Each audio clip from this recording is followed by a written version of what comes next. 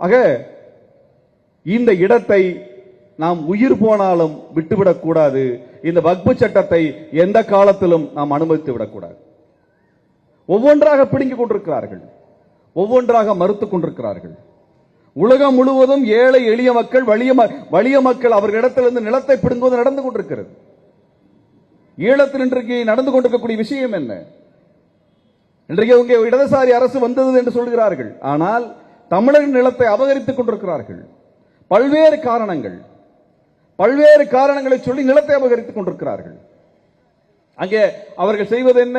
புத்த விகாரை கட்டுவதற்காக 260 ஏக்கர் நிலத்தை தமிழர் பகுதியில் எடுத்துக் கொண்டிருக்கிறார். போராட்டம் அங்கே நடந்து கொண்டிருக்கிறது. தமிழ்நாட்டில் என்ன செய்து கொண்டிருக்கிறது? இந்துத்துவ அமைப்புகள் கோவில் சொத்துக்களை இந்துக்களிடம் ஒப்படை என்று சொல்லுகிறான்.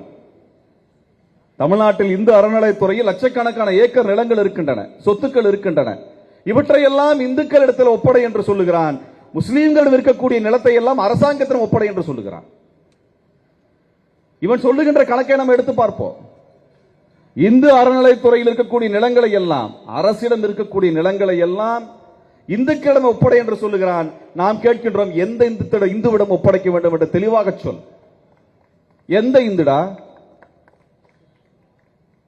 அர்ஜுன் சம்பத்திடமா அல்லது குருமூர்த்தியிடமா? யாரிடம் ஒப்படைப்பது?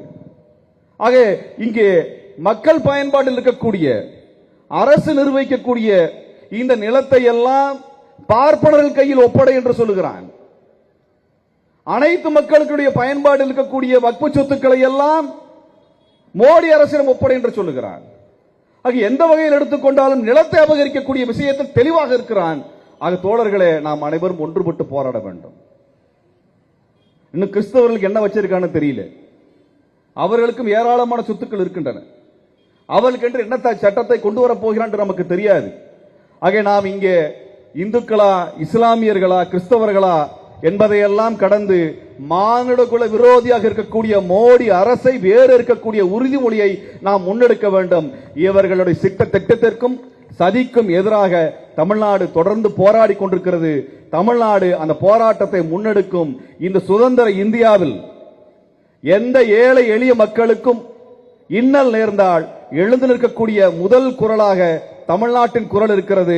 அந்த வகையில் நாம் நிச்சயம் இந்த போராட்டத்தில் வெல்வோம்.